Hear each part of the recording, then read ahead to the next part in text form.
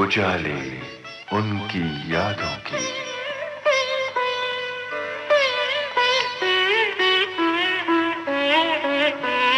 उजाले उनकी यादों के।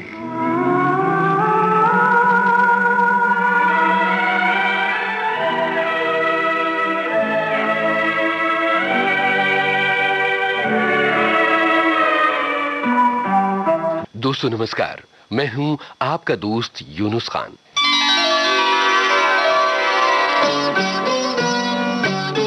ये कहानी शुरू हुई थी सरहद पार के एक छोटे से गांव से। एक प्यारा सा गांव जिसमें पीपल की छांव। अपनी जड़ों से अलग होने, अपनी मां को खो देने, देश के बंटवारे और उथल पुथल भरे हालात ने एक शख्सियत को बनाया। उस शख्सियत का नाम है सागर सरहदी।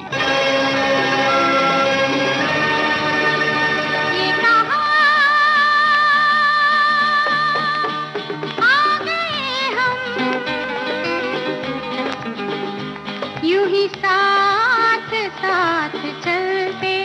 जो कलम थिएटर के लिए लिखती थी, जिंदगी ने उससे फिल्में भी लिखवाई। मैं पल दो पल का शायर हूँ, पल दो पल मेरी कहानी है, पल दो पल मेरी हस्ती है, पल दो पल मेरी जवानी है। और आगे चलकर सागर सरहदी ने फिल्में बनाई भी। हम और तुम अगर गरीब न होते तो हमको कोई भी जुदा नहीं कर सकता था, है ना?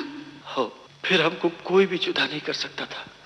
मेरी नेकी, मेरी इज्जत, मेरी गरीबी का वास्ता हमें भूल जाइए। एक बात याद रखो सच्चू, अगर हम तुम्हारे न हो सके तो। उजाले उनकी यादों के इस कार्यक्रम में अपनी यादों के उजाले बिखेर रहे हैं जाने माने लेखक और निर्देशक सागर सरहदी। करोगे याद तो हर बात याद आएगी, गुजरते वक्त की हर मौज ठहर जाएगी। बहुत बहुत स्वागत है सागर साहब आपका। हमें बहुत अच्छा लग रहा है कि आप हमारे स्टूडियो में आए। बहुत बहुत शुक्रिया आपका भी, मुझे बुलाने का भी और आपके साथ बातचीत करने का भी। सागर साहब, यश चोपड़ा के साथ कभी कभी के बाद सिलसिला भी आपने लिखी थी, स्क्रीन प्ले भी आपका था या डायलॉग्स थे? स्क्रीन प्ले भी मेरा ही था, है ना जी। लेकिन यश चोपड़ा भी शामिल थे उसमें। उनका भी एक्शन रिएक्शन करना, सजेस्ट करना, लेकिन राइटिंग वर्क मेरा ही था। सिलसिला जो है एक बहुत ही इंटेंस किस्म की फिल्म है। मेरा ख्याल है और मुल्क में इस तरह की फिल्म शायद नहीं बनी है और उसके बाद भी नहीं बनी है। पहले तो सवाल ही नहीं पैदा होता। तो इसलिए ये अलग और उसका एडवांटेज हमको हुआ जी, जो हमने सोचा। कितना वक्त लगा था आपको सिलसिला को डेवलप करने में? खासा टाइम लगा, मतलब कई बार सुनाना पड़ा यश को, फिर उन्होंने सजेस्ट किया, फिर मैंने लिखा, फिर सजेस्ट किया, फिर मैंने लिखा। तो उसमें थोड़ा मैं समझता हूँ और मैं थोड़ा मुझे ये भी लगा कि ये लाइन जो है वो बहुत वक्त लेती है और ये जो कारोबारी सिलसिला होता है पैसे का, इसका उसके लिए इतनी मेहनत करना जायज़ बात भी नहीं है। थोड़ा सा अनहैप्पीनेस भी थी मेरी, लेकिन मेहनत की मैंने, अल्टीमेटली कामयाब हुए। ये बड़ी बात है ये। बिल्कुल। सिलसिला की शूटिंग से जुड़ा कोई वाकया अगर आप सुनाना चाहें तो अच्छा लगेगा। एक वाकया मुझे तो बहुत छोटा सा है लेकिन दिलचस्प है कि मैं सिलसिले की सारी शूटिंग मैंने अटेंड नहीं की थी। कभी कभी की सारी शूटिंग मैंने अटेंड की थी, क्योंकि पहली फिल्म थी, फ्री भी था और सारी शूटिंग कश्मीर में थी, ओबराय में थी, सारा यूनिट वहाँ ठहरा हुआ था, तो सब लोग साथ में थे। लेकिन सिलसिला की वो कभी ज़रूरत पड़ती थी तो ही मैं जाता था जी। तब तक मैं भी मसरूफ़ हो गया था। तो एक मरतबा क्या हुआ कि मैं जब पहुँचा, दिल्ली में शूटिंग, ओबराय में शूटिंग थी, लोगों ने बोला कि संजीव कुमार, एक सीन है उसमें, ये जया बादरी को पता चलता है कि जो मेरे हस्बैंड हैं वो संजीव कुमार की बीवी से इश्क करते हैं, उनकी इन्वॉल्वमेंट है। अब दोनों जो हैं आमने सामने बैठे हुए हैं और ये बात जो है वो बड़ी सटल सी बात है कि वो कैसे कहे कि तुम मेरे जो हस्बैंड है तुम्हारी बीवी से इन्वॉल्वमेंट है उनके, स्क्रीन पे अच्छा भी नहीं लगता। तो मैंने एक सीन लिखा हुआ था पहले, तो शूटिंग उसकी नहीं हुई थी। तो मैं पहुंचा तो यश चोपड़ा ने बोला कि सागर साहब जितने असिस्टेंट है बच्चे हैं जितने हैं वो कहते हैं कि ये सागर सर्दी के स्टाइल का सीन नहीं है। मैंने कहा मुझे एक तो ये नहीं पता कि मेरा कोई स्टाइल है। जी जी। जो सीन मुझे आपने दिया मैंने लिख दिया, आप ये बताइए कि इसमें क्या खराबी। तो मेरी राइट का नहीं, वो तो हम नहीं बता सकते, यश की फ्रॉम हार्स माउथ। लेकिन सब ये बोल रहे हैं कि ये वो जैसे लिखते हैं ऐसा सीन नहीं है।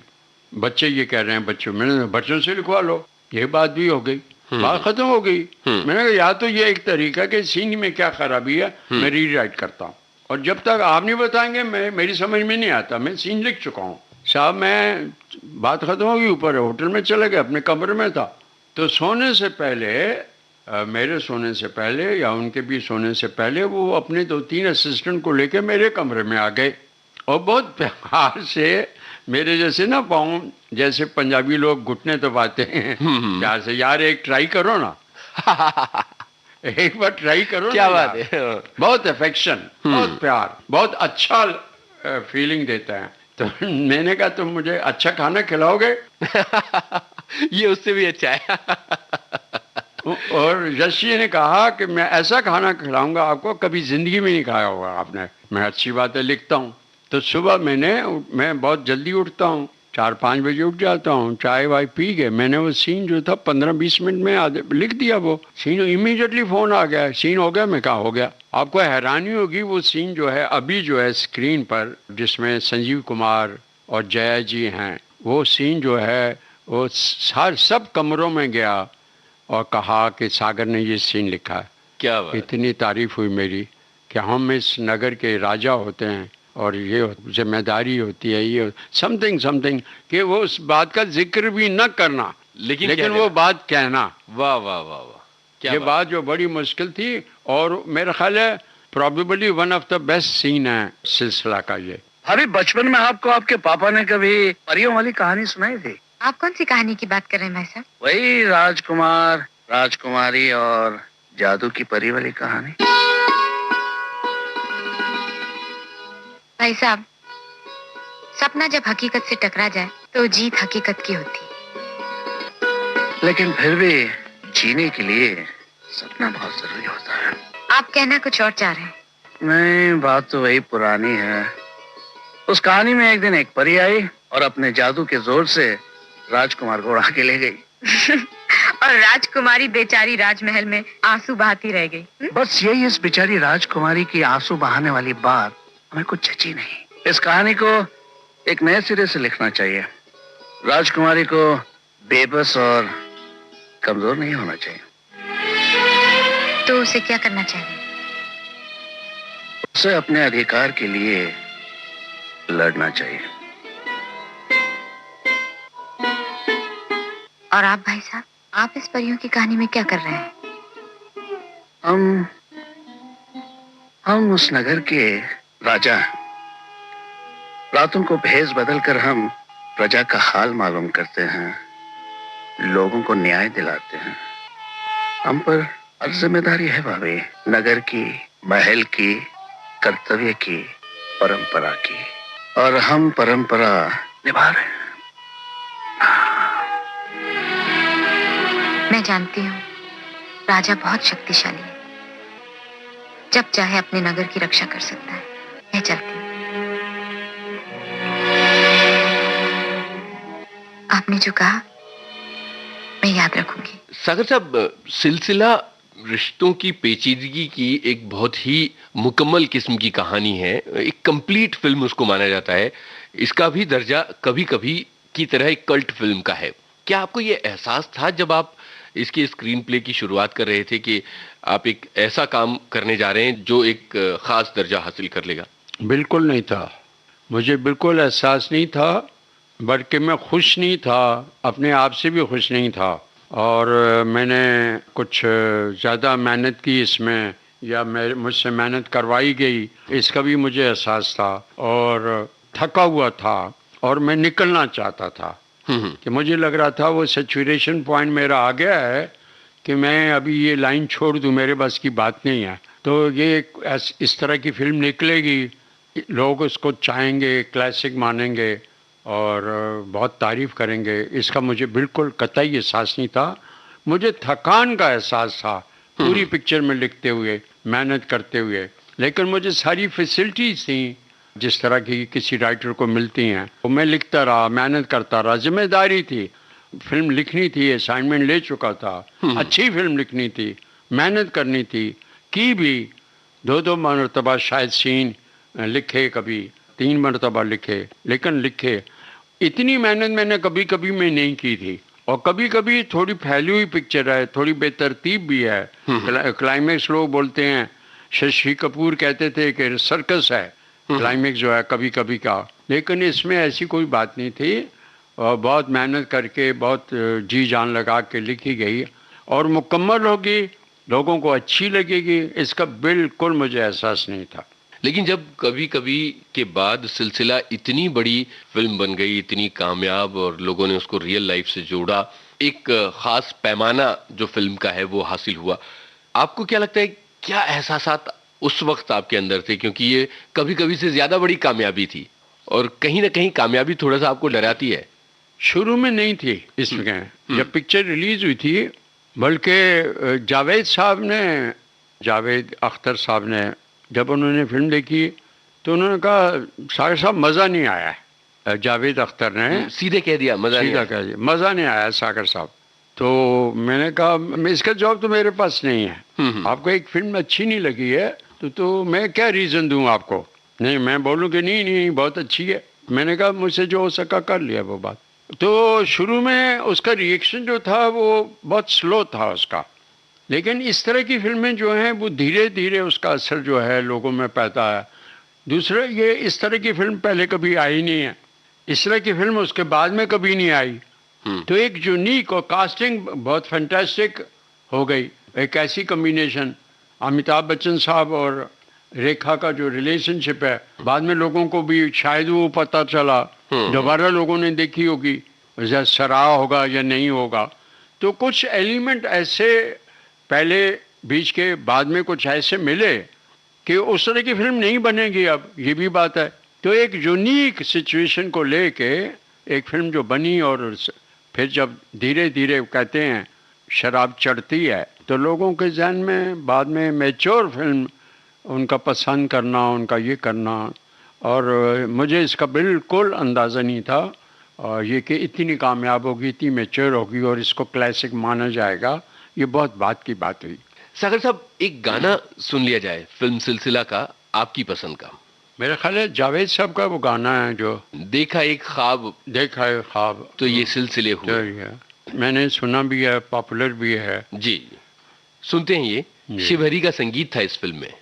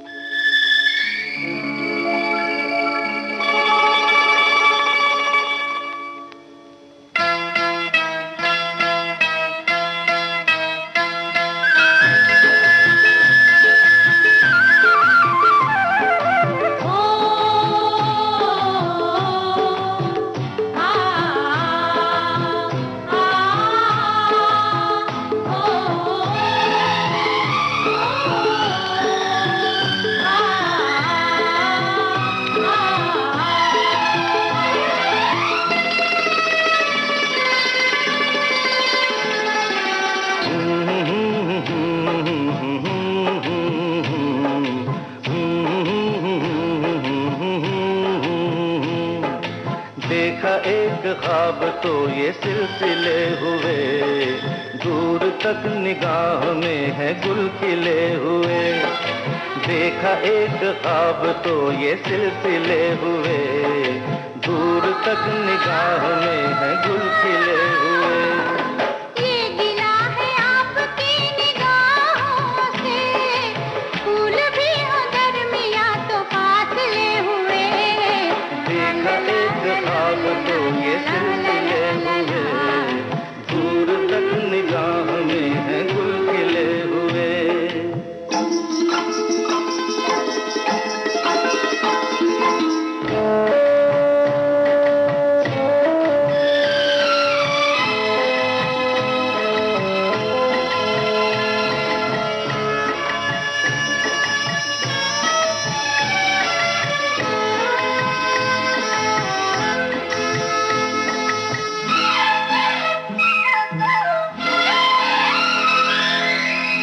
मेरी सांसों में बसी खुशबू तेरी, ये तेरे प्यार की है जादूगरी।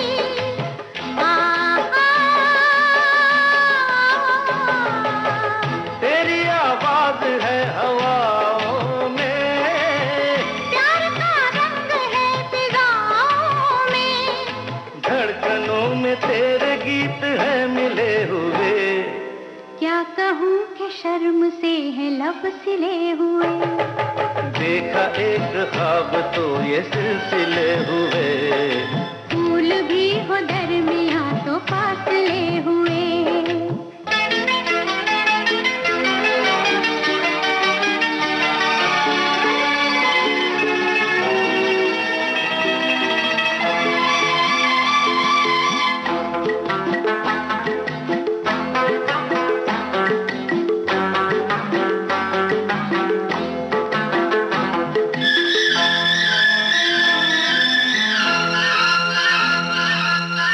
मेरा दिल है तेरी पनाहों में, आ छुपा लूं तुझे मैं बाहों में।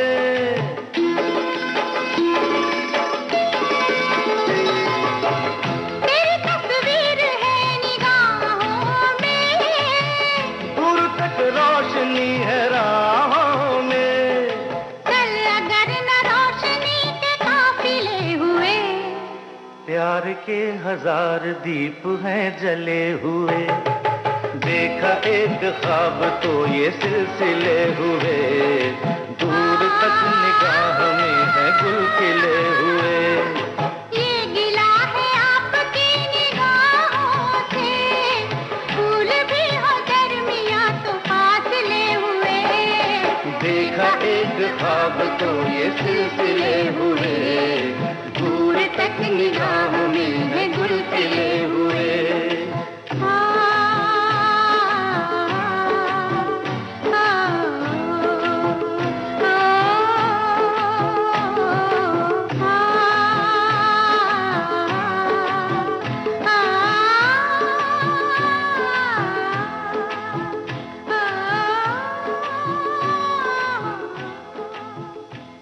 सागर साहब, सिलसिला की कामयाबी के पीछे आपकी बहुत जबरदस्त मेहनत है, जैसा आप बता रहे हैं कि आपको काफी थकान हुई इसको लिखने में।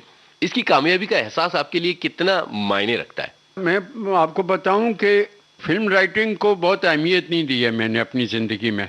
मैं अभी भी अपने आप को गुनाहगार मानता हूं कि मैंने थिएटर को छोड़कर सिर्फ रोटी रोजी के लिए मैंने ये काम इख्तियार किए हैं और लिए हैं। और इसलिए कभी कभी के बाद जब मुझे 30-40 फिल्में ऑफर हुई, मैंने कोई साइन नहीं की। फिर बहुत गैप के बाद फिर मैंने सिलसिला लिखी।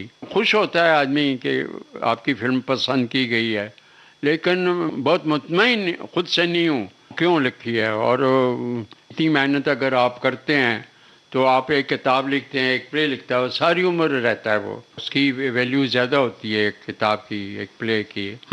तो मैं बहुत उस तरह का, आपको खुशी तो होती है जब मैं कहीं भी जाता हूँ और लोग कहते हैं कि क्लासिक फिल्म है, 10 बार देखी हमने, 5 मरतबा, अच्छा भी लगता है, वो आदमी डिनाई नहीं कर सकता है। लेकिन ज़ाती तौर पर मैं मानता हूँ कि मुझसे बहुत मेहनत करवाई गई और मैंने की है। और ये मैं अगर इतना टाइम में कहीं नावल या प्ले लिखता तो ज़्यादा बेहतर होता है। जी सागर साहब, सिलसिला अपने गानों के लिए भी बहुत मशहूर हुई, उसके गाने बहुत ज़्यादा चले।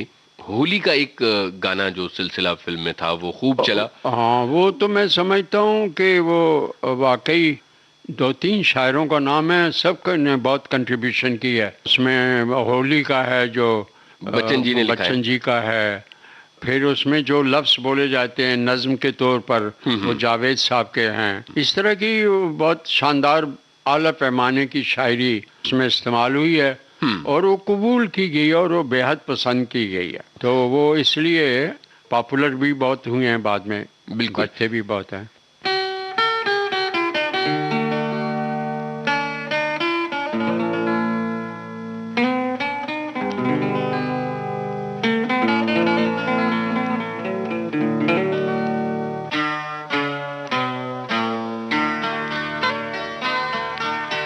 मैं और मेरी तन्हाई अक्सर ये बातें करते हैं, तुम होती तो कैसा होता, तुम ये कहती, तुम वो कहती, तुम इस बात पे हैरान होती, तुम उस बात पे कितनी हंसती, तुम होती तो ऐसा होता, तुम होती तो वैसा होता।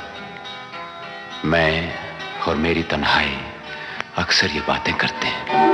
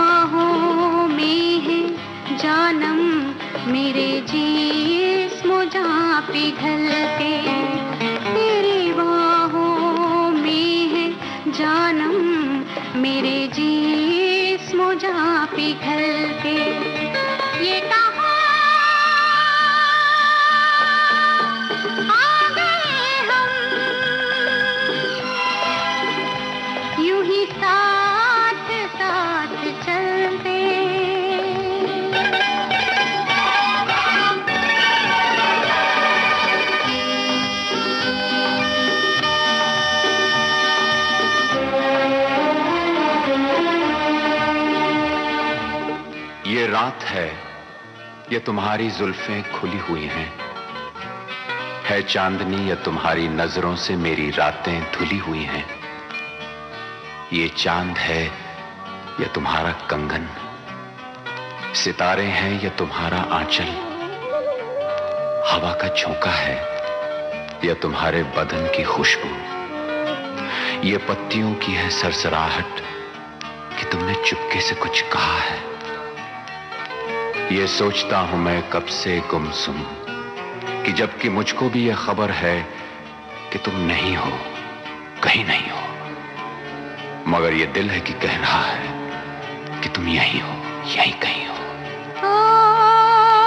तू बदन है, मैं हूँ छाया, तू ना हो तो मैं कहाँ हूँ। मुझे प्यार करने वाले तू जहाँ है मैं वहाँ हूँ। हमें मिलना ही था हमदम किसी राह भी निकलते, हो हमें मिलना ही था हमदम किसी राह भी निकलते। ये कहा आ गए हम, यूं ही साथ साथ चलते।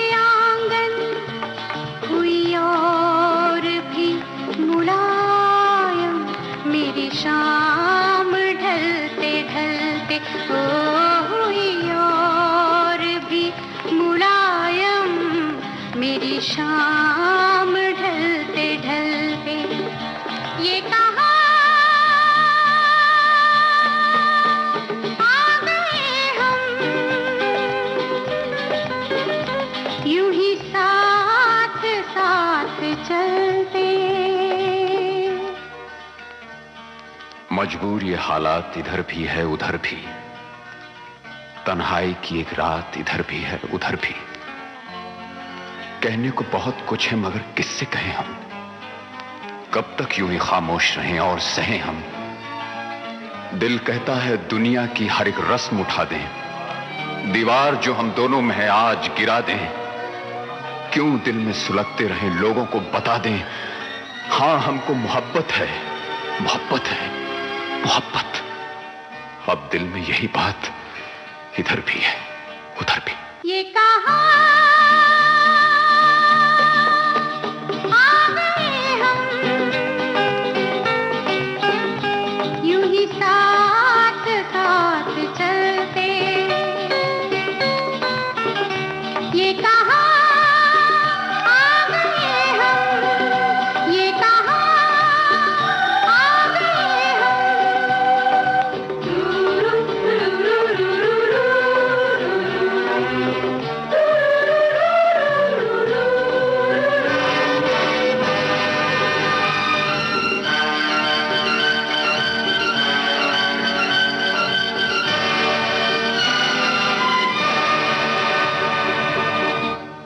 सागर साहब, क्या होली की सिचुएशन इस फिल्म की कहानी का हिस्सा थी या गाने की वजह से वहां सिचुएशन पैदा की गई? ये काम मेरा नहीं है, क्योंकि जितने गाने जब आते हैं ये डायरेक्टर डिसाइड करता है और प्रोड्यूसर चूंकि यश जी दोनों हैं तो वो डिसाइड करते हैं। इसलिए उसके बारे में मैं राय भी नहीं दे सकता और मुझे पता भी नहीं है। जब मैं खुद फिल्म बनाता हूँ तो मैं डिसाइड करता हूँ। जी जी। लेकिन जब यश जी बनाते हैं तो अपने तौर पर खुद डिसाइड करते हैं। तो उसमें आपका कंट्रीब्यूशन कितना होता है कि यहाँ जब किसी सिचुएशन को डिसाइड करते हैं कि अब यहाँ गाना आ जाएगा, तो स्क्रीन प्ले राइटिंग के मुताबिक आपको वहां तक पहुंचना पड़ता है? नहीं, बहुत कम। ये भी जब स्क्रिप्ट डायरेक्टर के पास होती है तो वो वही डिसाइड करता है कि यहाँ एक गाना आना चाहिए।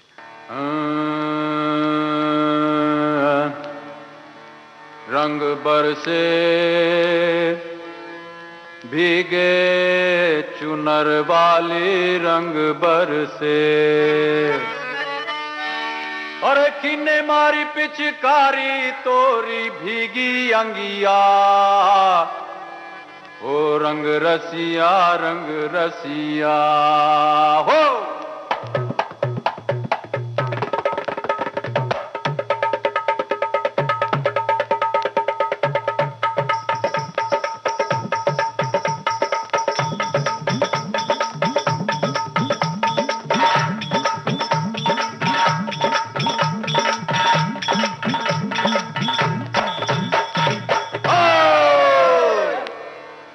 रंग बरसे, अरे रंग बरसे भीगे चुनर वाली, रंग बरसे, रंग बरसे भीगे चुनर वाली, रंग बरसे, और रंग बरसे भीगे चुनर वाली, रंग बरसे, रंग बरसे भीगे चुनर वाली, रंग बरसे, रंग बरसे भीगे चुनर वाली, रंग बरसे।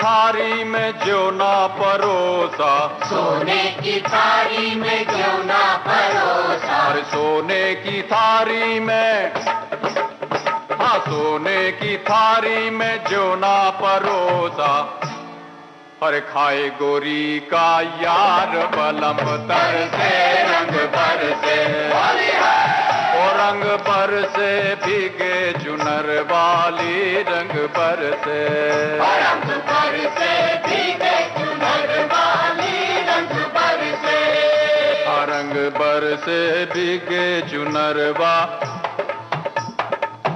रंग बरसे भीगे चुनर वाली, रंग बरसे, अरे रंग बरसे भीगे चुनर वाली रंग बरसे। हाय उजाले उनकी यादों के। इस कार्यक्रम में आज हमारे साथ हैं जाने माने लेखक और निर्देशक सागर सरहदी।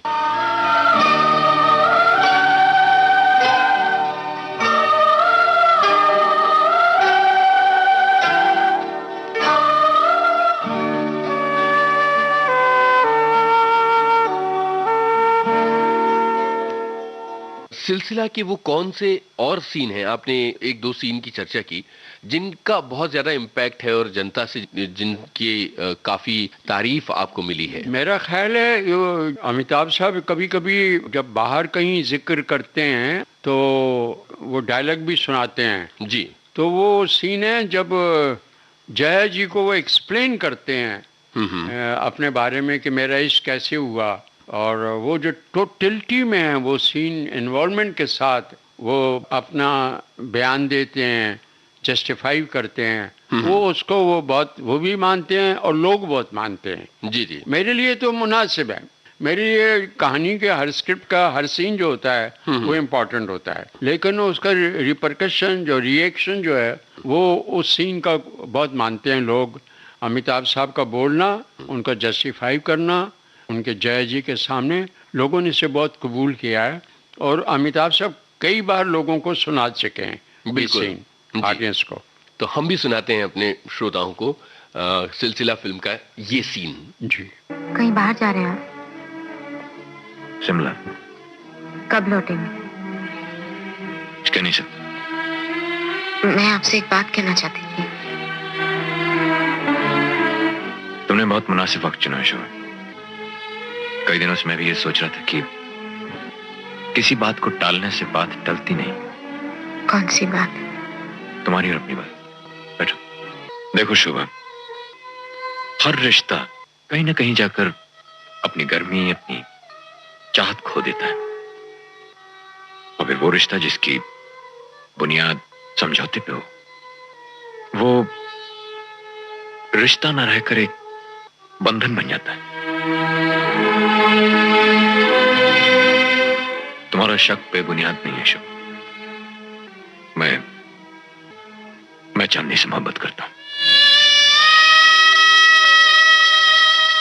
मैं चांदनी से मोहब्बत करता हूं।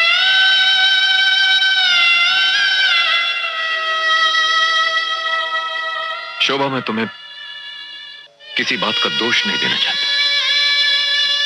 अगर मेरा कोई माजी था, मेरा कोई अतीत था, अगर मेरी कोई अपनी जिंदगी थी, तो क्या तुम मुझे दोषी ठहराओ? तुमसे शादी करने के बाद मैंने पलट के नहीं देखा, भुला दिया मैंने अपने माजी को, भूले से उसकी तरफ देखा भी नहीं। समझ लिया कि अब मैं उससे कभी नहीं मिलूंगा, वो मुझसे दूर, बहुत दूर चली गई। लेकिन वक्त ने मुझे उठाकर उसके सामने खड़ा कर दिया। बताओ, मैं वक्त से आंखें चुराकर कहां भाग सकता हूं? कहां भाग सकता हूं मैं? मुझे और कोई अफसोस नहीं है शोभा। मुझे किसी बात का गिला नहीं, रंज नहीं। अगर गिला है, रंज है, अफसोस है, तो सिर्फ इस बात का कि मैंने तुम्हें अनजाने में बहुत दुख पहुंचाया।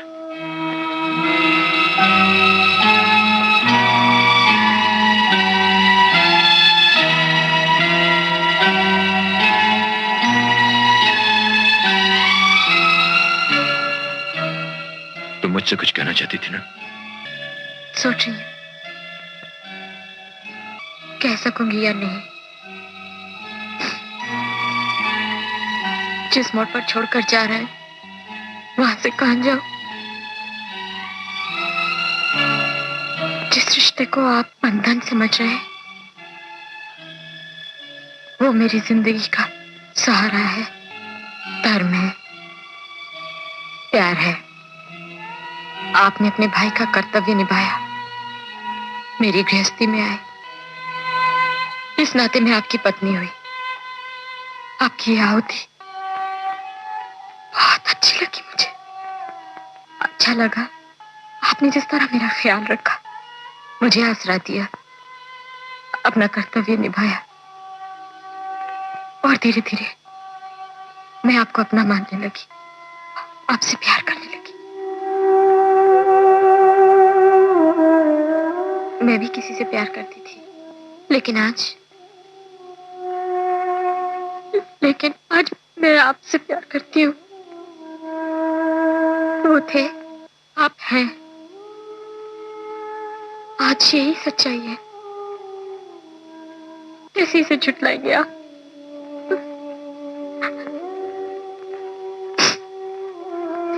कैसे दामन चढ़ाएंगे आप?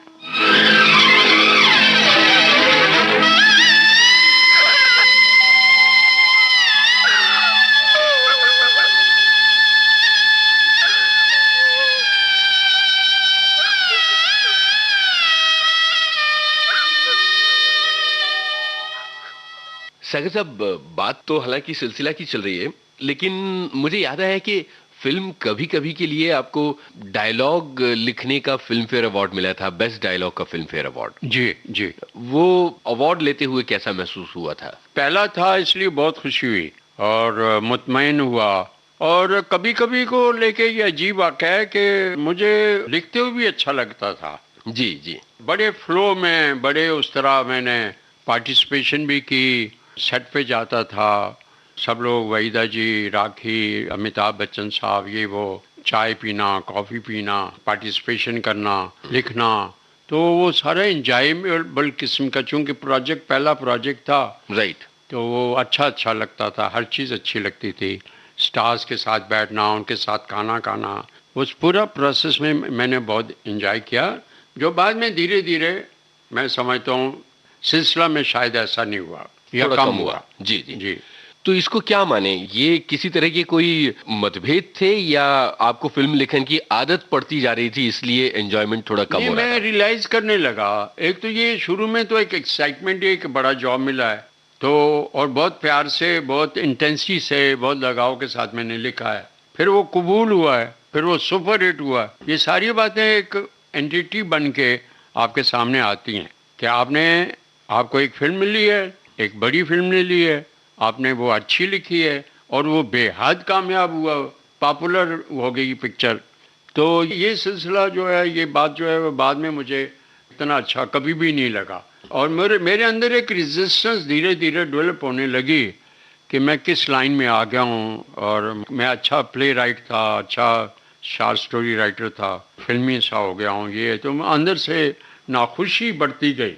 जी जी। जिसका नतीजा ये हुआ कि बाद में मैंने लिखना बंद कर दिया और बाजार की तरफ निकल गया फिर। जी सागर साहब, कभी कभी और सिलसिला के बीच में कुछ काम आपने किए हैं जिनकी चर्चा हमने नहीं की, जैसे दूसरा आदमी कभी कभी और सिलसिला के बीच आई हुई फिल्म थी। मेरी लाइफ के बारे में एक बात जो मैं अक्सर भी कहता हूँ और पता है लोगों को, कि जब मेरे पास पैसे ख़त्म हो जाते हैं तो मैं कोई काम भी करता हूँ, क्योंकि पैसे कमाने में बिलीव नहीं करता, तो जितने कमाते हैं वो खर्च हो जाते हैं अगर, तो मुझे कोई भी काम लेना पड़ता है सर्वाइवल के लिए।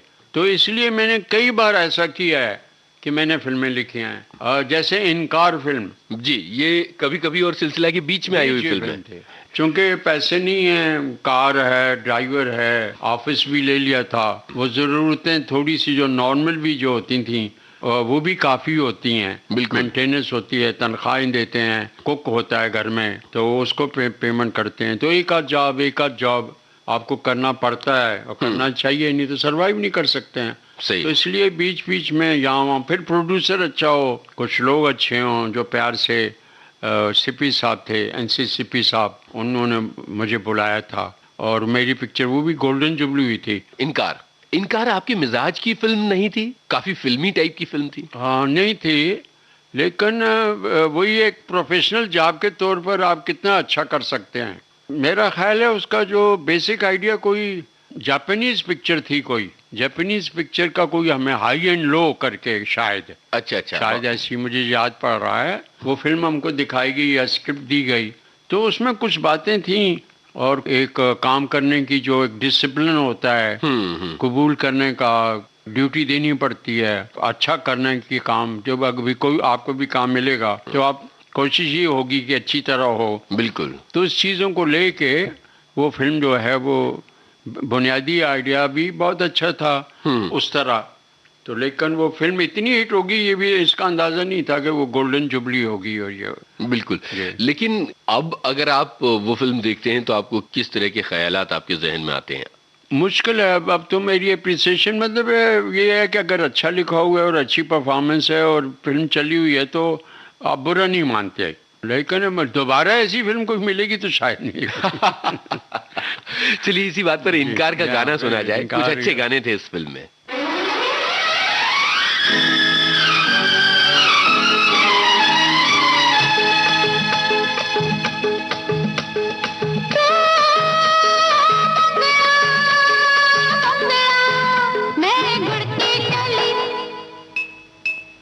मंगता है तो आजा रतिया, नहीं तो मैं ये चली। मंगता है तो आजा रतिया, नहीं तो मैं ये चली।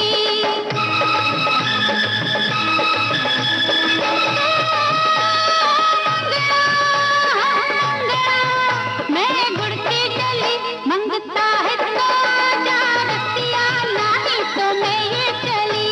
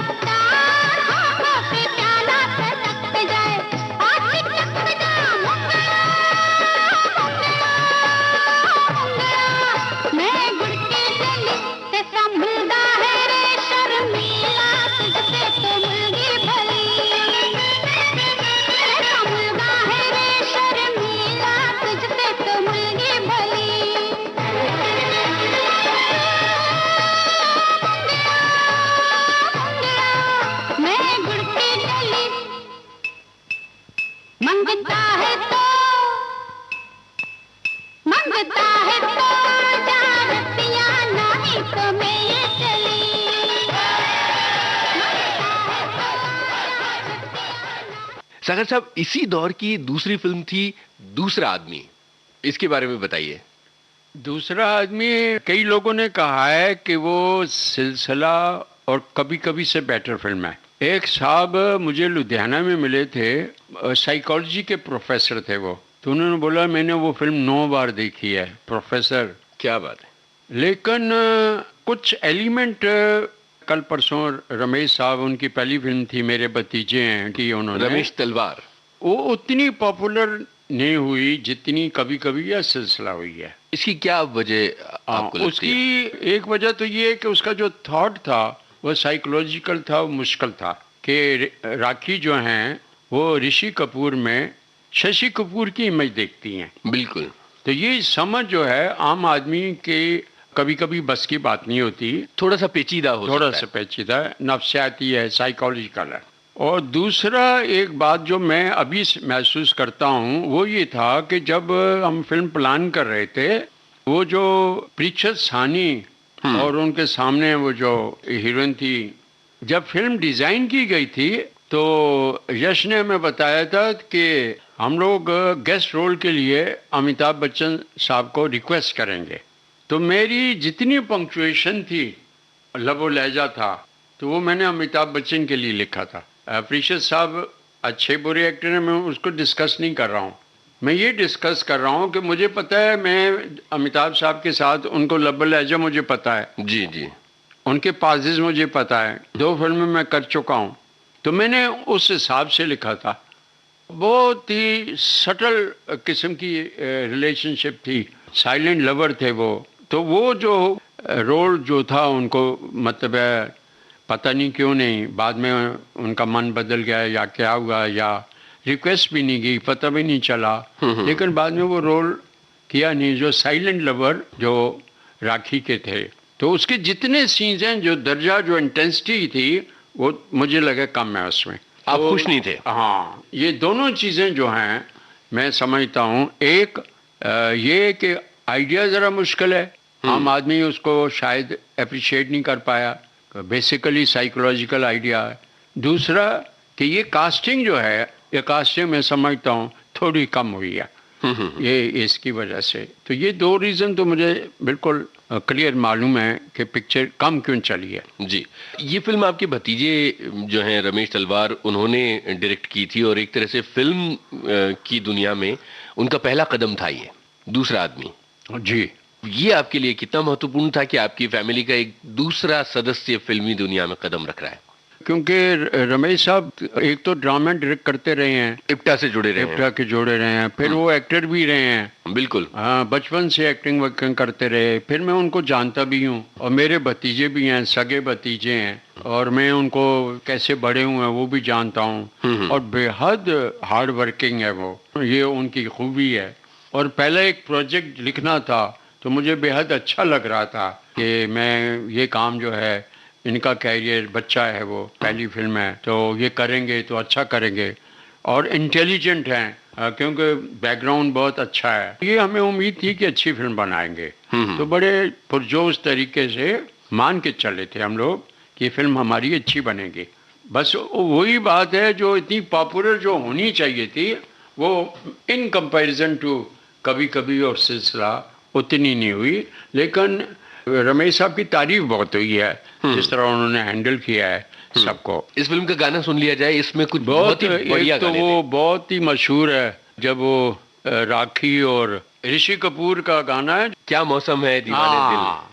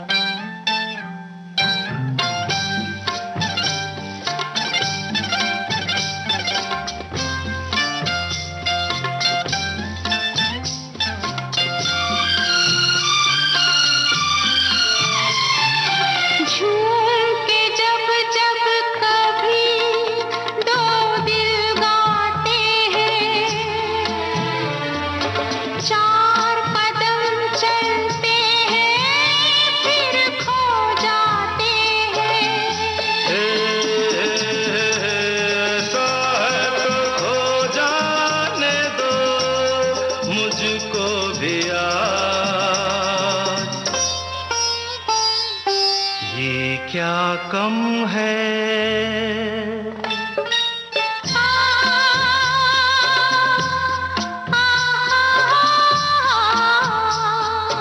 दो पल को राही अरे मिल जाए बहल जाए,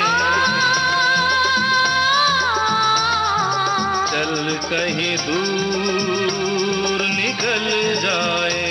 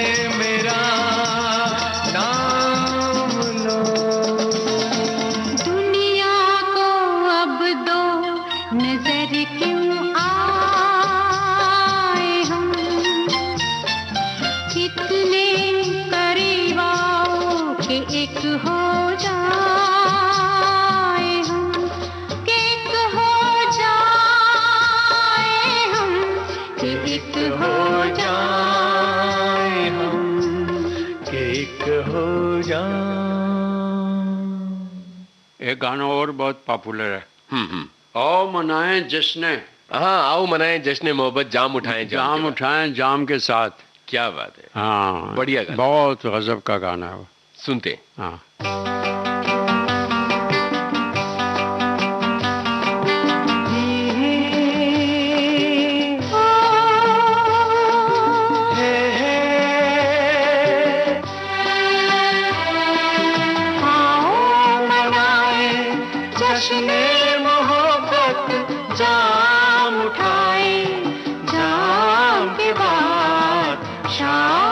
पहले कौन ये सोचे क्या होना है, शाम के बाद आओ मनाए।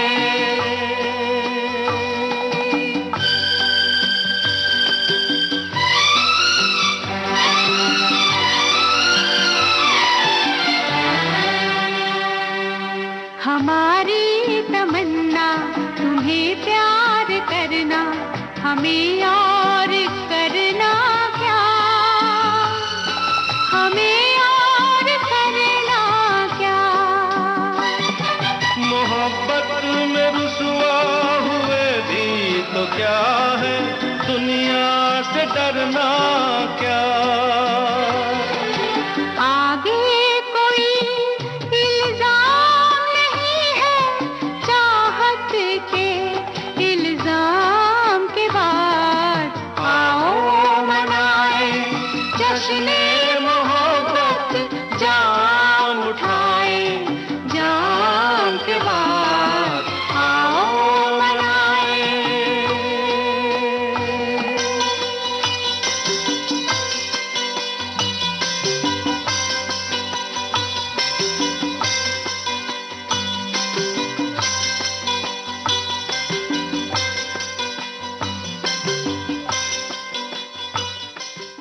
उजाले उनकी यादों के।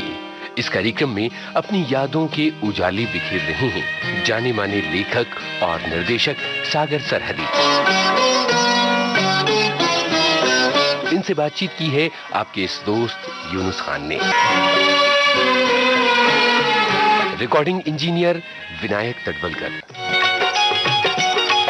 प्रस्तुतकर्ता कल्पना शेट्टी।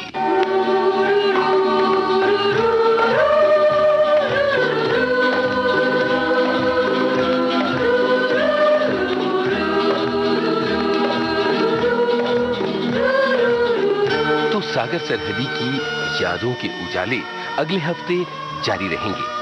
जरूर सुनिएगा।